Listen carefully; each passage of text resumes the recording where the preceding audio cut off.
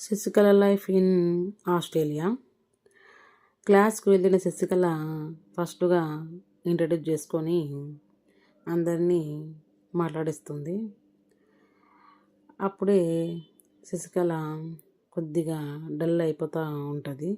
ఎందుకంటే ఒక్కసారిగా ఊరిని అమ్మ నాన్నని వదిలేసి వచ్చిన శశికళ డల్ అయిపోతుంది. అక్కడ ఉండే ఫ్రెండ్స్తో చెప్తూ ఉంటుంది. శశికళ ఒక్కతే ఒక రూమ్లోకి వచ్చి లోన్లీగా ఫీల్ అవుతూ ఉంటుంది. అప్పుడే శశికళ అమ్మ నాన్నకి ఒకసారి మాట్లాడితే బాగుంటుంది అనుకుంటుంది. అనుకున్న శశికళ అప్పుడే ఫ్రెండ్స్ ఎదురుగా వచ్చి ఏమంత టెన్షన్ పడద్దు, మేము కూడా మీ మాదిరే ఫస్ట్ వచ్చిన కొత్తల్లో ఫీల్ అవుతూ ఉండేవాళ్ళం అని చెప్తారు. అప్పుడే కార్తికేయ వచ్చి హాయ్ చెప్తాడు.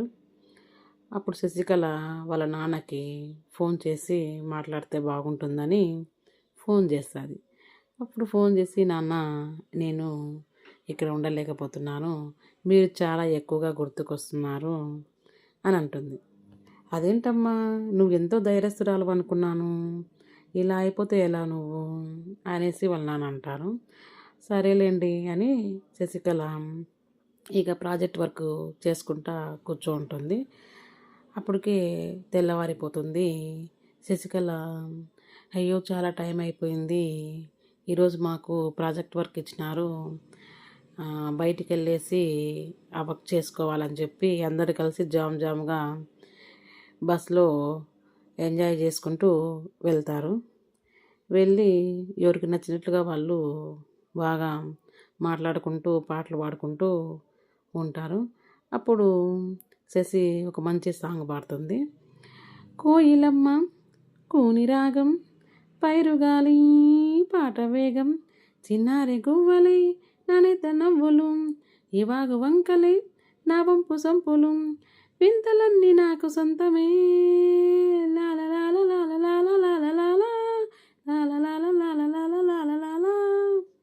అని ఇక మూవీకి వెళ్తారు. లాస్ట్గా మూవీకి వెళ్ళి వచ్చిన తర్వాత చదువుకుంటా కూర్చుంటుంది శశి.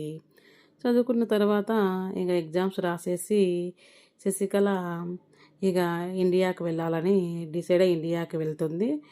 ఇండియాకి వెళ్ళిన శశికళ అమ్మ నాన్నతో చాలా బాగా ఎంజాయ్ చేస్తుంది.